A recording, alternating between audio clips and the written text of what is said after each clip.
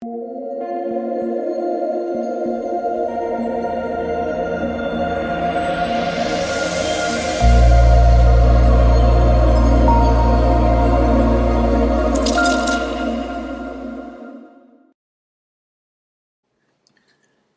what is going on, guys? It's DK. Back at you with another video here to break down the two-game NBA slate, that being the game on Thursday, Miami-Boston, and the Denver-Lakers game on Friday. Draftkings added a two-game slate for the two-game slate, right? So, if you guys are new to the channel, my name's DK. I make daily videos breaking down NBA, NFL, PGA, and esports, daily fantasy sports slates. Real quick, I do want to say thank you guys again for all support. Seriously, currently at 4.85 thousand subscribers. That's crazy to think about. So thank you guys for all support. The easiest way to support me with all the content being free is just leave a like button on the video, subscribe to the channel if you haven't already, hit the notification bell, and spread the word. If you have friends that play DFS and you enjoy the content, you're making money, spread the word. Would greatly appreciate that. If you guys are interested in the showdown slate tomorrow, Miami-Boston, I do have a video up for that. Uploaded that right before this. Also, if you guys cannot watch the videos, I do upload an Apple Podcast. The link is in the description below to the DK DFS show. But with that out of the way, let's jump into the video. So, yeah, we're talking about a two-game slate. I thought the last two games, or what was it? Tuesday's slate was going to be the last two-game slate, but DraftKings added a two-day slate. They're smaller tournaments, but I think this is a pretty decent slate, and I prefer two-game slates, two showdown slates all day long. So, let's talk about it. First, before we get into players and the prices, let's take a look at the Vegas odds. Right, so Miami, Boston's a 208.5 over/under. Boston are 2.5-point favorites. Nuggets, Lakers a 212 over/under. Lakers are 7-point favorites. So start with center at 10-5, Nikola Jokic. Wow, what a game that was. I am shocked the Nuggets beat the Clippers in Game 7. But Jokic went absolutely off. 16 points, 22 rebounds, 13 assists, 3 blocks, and 2 steals. An absurd stat line for Nikola Jokic. He is playing out of his mind right now in the playoffs. I mean, right now, he's a guy that the offense is just, you know where the offense is coming from with Denver. I always say that, but it's Murray, it's Jokic. That's it. Like, everyone else is just kind of stand in the corner and wait to shoot threes. Like, the offense is literally give the ball to Murray, give the ball to Jokic, and get out of the way. So, yes, Denver's underdogs in this series. Yes, the Lakers are good defensively. I think there is some blowout risk with, Denver playing. You could argue that they're tired, right? We saw was it Game 1 of the Nuggets-Clippers series. They got blown out. So, there's a chance they can get blown out. If Denver is going to stay in this game, if they're going to keep it competitive, most likely it's going to be because of a big game from Jokic. So I like him even at 10-5. I think he's going to be popular, but I think it is for good reason. Anthony Davis at 10-4. So if Anthony Davis at 10-4, LeBron at 11-2, give me AD. Give me AD for almost $1,000 less all day long. I know we had a bad game there against Houston in a blowout. Doesn't worry me at all.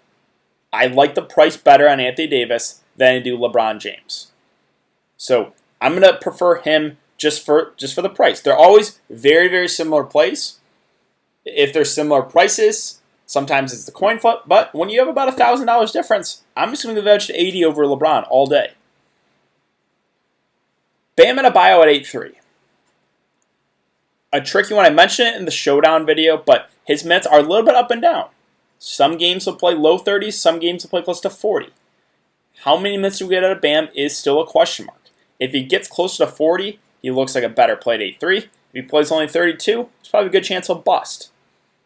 I'm going to say that about a couple players from Denver, and that is the headache of Mike Malone and the Nuggets winning that last series, because we have to go back to the guessing game with Paul Millsap and Michael Porter Jr.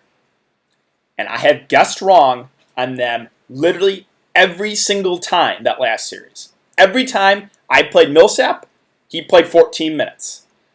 MPJ played like 25 plus. I play MPJ last game, he plays 14, Millsap plays close to 30. There's no rhyme or reason. It's just whatever Mike Malone's feeling. So I'm not excited about that. That is for sure. But yeah, back to Bam. Again, if he gets extended a bit, he looks like a pretty decent play in the mid-range. But it's tricky, right? Because we have LeBron in this slate, we have AD, we have Jokic. And then we have more like the mid-range plays in the Miami-Boston game. So there's a lot of different ways you can go. You can also stack on this 2-game slate. 100%. I think there's a chance that the Lakers blow out Denver. Right? We saw it last series with the Clippers in Game 1. They blew out Denver.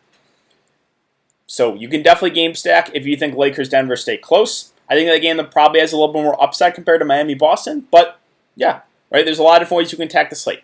Tice at 5'3". He'll play about 30 minutes. Probably get 20-ish, 25 fancy points. I think he's fine. Definitely not my favorite play. Here we go. Paul Millsap, 4-4. What are his minutes going to be? I wish I could tell you. I played Paul Millsap so far. In this game, we played 14 minutes. I played him when he played 21 minutes. I faded him when he played 29. I faded him when he played 32. So do whatever I don't. The 4.4K price looks decent on Paul Millsap, but it's just all about the minutes. If he plays 14 minutes like he has multiple times, then he's going to bust. If he plays close to 30, there's a good chance he gets value. Even though, again, that last game he played 32 minutes, only 13 fantasy points. If I knew Paul Millsap was going to play 30 minutes, I would play him at 4-4. But there is no guarantee. Like I said, it's literally a complete guess with him and Michael Porter Jr. who gets the minutes. I have absolutely no idea. So, know the risk there. Markieff Morris, the minutes are going to go down on him. He played big minutes last series because of the small ball. 23, 23, 23, 24. Well, the game against Portland against a bigger team, about 15 to 18 minutes. That's what I think we get out of him this series. So, people might box score watch and play him. I still think he's viable at 3-7. Like, he is still in play, but the minutes will go down on Markieff Morris here. Talk about Kelly Olynyk in the showdown slate. Another guy that, if he plays 15 to 17 minutes, he looks a lot better. He's a high usage, he's a good point per minute guy, but if he only plays 10 minutes, not so much. So, another one that it's tricky. If you're playing Bam, I wouldn't play Kelly O. If you're playing Kelly O, I wouldn't play Bam. Dwight Howard at 3-6 is, besides Rondo, I think he's my favorite value play of the day. Of the, I guess, 2 days, right? Barely played against Houston. Doesn't worry me at all. Lakers are going to go back to their traditional rotation, and someone has to guard Nikola Jokic. Well, Dwight Howard's going to be that guy for a decent amount of the game. I think we get around 20 minutes from him. And with that being the case, I think he's probably one of the best value plays of the day. I really like Dwight. I'm not worried that he barely played against Houston. This is a completely different team. They need someone to guard Jokic. I think Dwight could be that guy. So, yes, I think he's one of my favorite value plays of the day. Talk about Robert Williams. His minutes are in question. He's a good point per minute guy. It's worth a dart throw, but a super, super risky play. McGee's at 3-1, also playable. I assume he's going to go back to starting. Another guy that was super, super limited, but I think we get what we got in the Portland series from him. I think we get 13 to 14 minutes. At basically min price, he's playable. Like, he's had games where he's had over 20 fantasy points, right? Two of the last four, or 2 of the games against Portland, 24, 25 fantasy points. So, he can get you there, right? He's a good point per minute guy. I like both Lakers centers. I think we get probably 13 to 14 minutes out of McGee, and I think we get 15 to 20 minutes from Dwight Howard. So, I do think they look like pretty good value plays. Let's move on to power forward. Talk about AD. Tatum's at 9-8. He's a guy you can 100% consider, right? 60 fantasy points the last 3 games. And if you're looking at the showdown slate, like, Tatum's the spend up that I'm probably prioritizing. He's been a do-it-all guy, scoring, rebounding, assist, block, steals. He really has been filling up the stat sheet. 9-8 feels like a lot. It does. But don't rule him out. I think on the 2-game slate, he goes a little bit lower owned because you have Anthony Davis at a similar price, right? Like, I think AD is probably the safer play, but don't rule out Tatum, who's been really, really good. Again, Hayward, doubtful. I don't think he's going to go. If he does go, that changes things, but I assume he's going to be out. Crowder's at 6K. Well, you know you're going to get at Jay Crowder, right? 30 to 35 minutes. He's been really consistent. He'll probably get around 30 fantasy points. I think he's a fine play in the mid-range. Talked about Tice, MPJ. Here we go. Here we go. How many minutes does Michael Porter Jr. play? Wish I could tell you. Look at the minutes in that last series. 23, 16, 23, 34, 22, 27, 15. 4-7's playable. If you play Michael Porter Jr. or MILLSAP, know the risk. There's a 50-50 shot that one of those guys only plays 15 minutes. I would not play both. I would not play both. I think you can take a shot on one, because one will probably play closer to 30 minutes. And whoever does will probably get value at their price. So, yeah, you can take a shot on them, but just know the risk. The minutes are so up in the air, and it's just impossible to try to figure out what Mike Malone's going to do. Kuzma's at 4-6 is just, yeah, he's playable, but really it's not been playing huge minutes. Like, he's been shooting the ball decent. Again, I think he's viable, but not my favorite play for his price. Jeremy Grant's at 4-5. Well, what we know we're going to get out of Jeremy Grant is the minutes will be there. Probably 30 to 35 minutes. Not a super high usage guy, but, again, playable on the slate. That's really it. Let's move on to small forward. LeBron's at 11-2. Yeah, so right now I'm just going to prioritize AD. If you're going to make me pick, I think you can play both AD and LeBron if you want to. If I was going to do that, if I was going to play both AD and LeBron, I would just go full game stack. I'd probably go AD, LeBron, and Jokic, and then play value. So, which is 100% playable, right? A game stack and a two-game slate is definitely viable. We've seen, it seems like I've guessed wrong. Or every single time that I stack a game, the other game goes to OT. So yeah, LeBron is a guy that will play close to 40 minutes in a close game. Obviously a do-it-all guy. I think he's a really solid play. I do prefer AD, though, for his price to LeBron, if you're going to make me pick. Butler's at 8-4. It's just my issue with Jimmy Butler is just his games where he'll defer offensively. Like, he'll take over when it gets to the fourth quarter, but sometimes it won't be enough. So I don't think I'm going to prioritize Jimmy at 8-4 at the slate. He has upside. Like, he can go for 50, but for his price, I don't think it's a play that really makes a ton of sense. Kind of the same thing with Jaylen Brown. He had that one big game, went to double overtime. Other than that, his upside has been about 40, and his floor about 25. So I don't think I'm going to prioritize Jaylen Brown either. Duncan Robinson's a play that it really intrigues me. I talked about it in the showdown slate. 14 and 17 minutes due to the foul trouble. The plan, in my opinion, is for him to play 25 minutes, possibly more. So, and he's the guy that can break the slate. If he's shooting the ball well, he can go for 30 plus. The floor is low. Again, know the risk, but Duncan Robinson's a guy that I do like at 4-2. I think the minutes do go up here. Green, KCP, you know where you're getting into with these guys. 25 to 30 minutes. Scoring dependent 3-and-D guys. They have to hit their threes. If not, the floor is low. Both are playable, but again, just know the risk if you play them. Iguodala, on this slate, I'm probably not going to do it. I just think there's better value options with the Lakers centers, with Rondo. I'm just not going to get to Iguodala. Torrey Craig's at 3-2. I guess you can consider him. He'll probably play around 20 minutes. Playable, but I'm just not going to do it. And that's it for small forwards. I'm going to shooting guard. Murray's at 9K.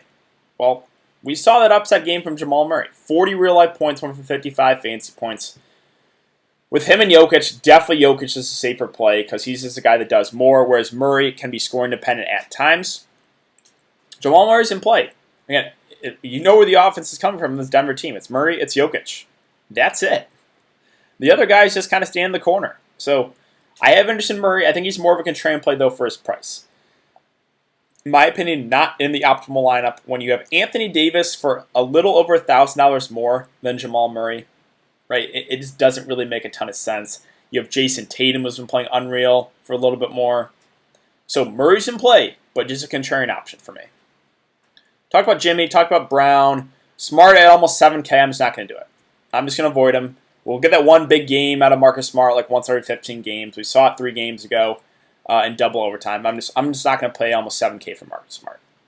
Hero's at 5'8". I've been advocating for playing Tyler Hero. It feels like the last, 5 or 6 games. I still like him again. Now, the issue is I think the minutes do go down. He's played 37 to 40 minutes due to Duncan Robinson foul trouble. I think the plan is for Robinson to play 25-ish minutes. I think the plan is for Hero to play like 32-ish minutes. So he's still a good play even for 32 minutes, but I don't expect him to play like close to 40 minutes a game. I still have interest in Hero. I think he's one of the better plays in the mid-range. Gary Harris, also playable. The plan for him is to play close to 40 minutes. Can be score independent, but he's a guy that can knock down threes, right? And he's going to have open looks with probably the Lakers are going to double Jokic and Murray at times. Gary Harris will have open looks. So I think you can for sure consider him at 4.8 for value. Talking about Danny Green and KCP. Caruso's at 3.7. I would just rather get to Rondo, but I think he's playable here. He is. He'll probably play 20-ish minutes, 25 minutes. Playable, but I do prefer Rondo. I'm not going to consider none in this two-game slate. Don't think we have to do it. Lastly, point guard. Talked about LeBron, talked about Murray. Kemba intrigues me at 7.5. Is that a playable price? He's been shooting the ball terribly. 2 of 11, 5 of 16, 6 of 19. Does he finally bounce back here? I think it's possible. The upside for him is around 50 fantasy points. So you can consider Kemba, but right now more of a contrarian play as well. Dragic at 7.4. Another guy that I think is solid in the mid-range. Has been pretty consistent besides a one dud game there against Milwaukee. Other than that, he's been getting like 35 to 40 fantasy points. 7.4, I think he's a pretty safe play if you're looking for someone in the mid-range. Like, I would 100% prefer Dragic to Marcus Smart. All day long, give me Dragic, and I'll take Kemba over Smart all day long as well. Rondo, yeah, I think he's your best value play. 4.3, that's just way too cheap. Only played 21 minutes to do the blowout. The plan, in my opinion, for him to play 25 to 30 minutes. He's a do-it-all guy, doesn't have to score to get you there. I think Rondo's your top value. He's going to be the ultimate chalk. I'm fine eating the chalk on him. And you can consider Caruso. You can consider Wanamaker too, who played really well last game, but the minutes are more up in the air with him. He can play anywhere from like 8 to 25 minutes. If he plays the 25 like he did last game, I think he has a decent chance at value, but there's no guarantee with him and his minutes. Monte Morris, also playable at 3.4. He'll probably get around 15 minutes. Again, doable. He's going to be low owned because you have Wanamaker at a similar price. You have some other value plays around there. So, yeah, again, playable, but not a guy I'm going to prioritize for value. So, I think that's really going to wrap it up for the video today, guys. If you have been enjoying the content so far, I really appreciate it if you leave a like button on the video, subscribe to the channel if you haven't already, and hit that notification bell so you know when I upload videos, you know when I go live. I will be live streaming for this one, for the two-game slate as well. I can talk about the showdown slate as well. Probably 30 minutes before lock, so be sure to check out the live stream, guys. Also, NFL content, we have the showdown slate between the Bengals-Browns. I do have a video up for that. I will probably be live streaming for that one as well. And then finally, U.S. Open starts tomorrow morning. Major week, guys. I do have a video up for that as well. So if you're interested in PGA, go ahead and check that out. Thanks again, guys. Hope you guys have a good night, and I will see you all tomorrow in the live stream.